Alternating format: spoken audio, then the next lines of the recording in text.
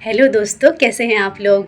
देखिए, आज हम लोग जानते हैं नवरात्र के अष्टम दिवस की कथा। अष्टम दिवस पर कन्या भोज, होम, हवन ये सब चीज़ें की जाती है। अष्टम दिवस की पूजा हम लोग महागौरी के रूप में माता का करते हैं। 4 भुजा वाली माता, त्रिशूल डमरू धारण करने वाली महागौरी माता सब पर कृपा करने वाली है। आइए जानते हैं कि उनकी कथा, उनका नाम ये सब क्यों पड़ा। देखिए, समझिए, ये पार्वती माता का जब जन्म हुआ ना, तो उनको अपना पूर्व जन्म का चीज़ें बहुत अच्छे से याद थी कि उनका जन्म सती के रूप में हुआ था और उस जन्म में वो महादेव को प्राप्त नहीं कर पाई। तो इस जन्म में उन्होंने कठोर परिश्रम किया। मैंने आपको बताया था कि उन्होंने अन्न जल सब कुछ त्याग दिया था, पत्ते खाकर रहने लगी थी। पत्ते को भी त्याग कर वो केवल वायु पर ही जीवित रही थी। तो कई हजार वर्षों तक हिमालय पर उन्होंने तपस्या की और इसकी परीक्षा लेने के लिए भी महादेव आए थे कि तुम कुछ और मांग लो, मैं सब कुछ देने के लिए तैयार हूँ। लेकिन माता अपने लक्ष्य पर अडिग रही कि मुझे यही चाहिए तो यही चाहिए।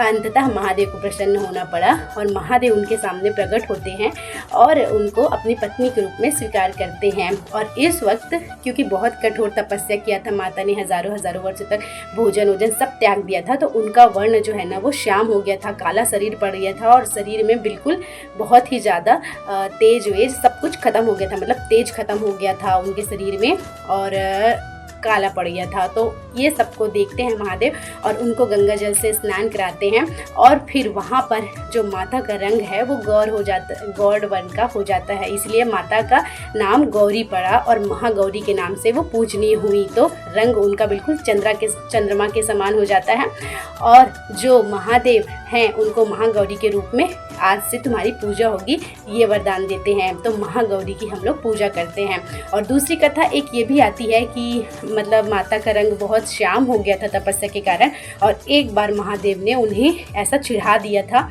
कि रंग की वजह से ऐसा कुछ। तो माता ने जो है ना वो ब्रह्मा जी की तपस्या की और ब्रह्मा जी की जब तपस्या की तो ब्रह्मा जी जब प्रसन्न हुए तो उन्होंने आशीर्वाद दिया तो उनका रंग गौर वर्ण हुआ। तो इस वजह से माता महागौरी के रूप में पूजनीय हुई। इससे हमको क्या शिक्षा मिलती है दोस्तों। देखिए, आज के भी जीवन में हम भी बहुत कुछ चीज़ें प्राप्त करना चाहते हैं, तो हम सोचते हैं कि ये सब चीज़ें हमें जल्दी प्राप्त हो जाए, हम आज ही कोशिश करें और कल परसों में, 1 साल में, 2 साल में प्राप्त हो जाए। क्या इतना ही ये सब चीज़ें आसान थी? तो माता को इतने वर्षों तक कठिन परिश्रम क्यों करना पड़ा? वो माता होकर भी इतना कठिन परिश्रम की। इससे हमें यही शिक्षा मिलती है कि हमें भी यदि अपने किसी भी कार्य में सफलता चाहिए तो कठिन परिश्रम करना होगा, धैर्य रखना होगा और जिस काम को हम लोग कर रहे हैं उसी में ही बिल्कुल अच्छे से करना होगा। क्योंकि ऐसा बदल देते हैं ना बहुत लोग कि इसमें नहीं हो रहा तो ऐसा कर ले, ये नहीं हो रहा, ये नहीं हो रहा। लेकिन आप सोचिए, यदि आप कोई भी चीज़ प्राप्त करना चाहते हैं तो उसमें कंटिन्यू जब अपना संघर्ष देंगे, अपना समय देंगे, तो वो भगवान को भी पूरा करना पड़ता है। तो ऐसी शिक्षा इस नवरात्र अष्टमी तिथि पर हम ज़रूर आज समझते हैं, सीखते हैं। और थैंक यू।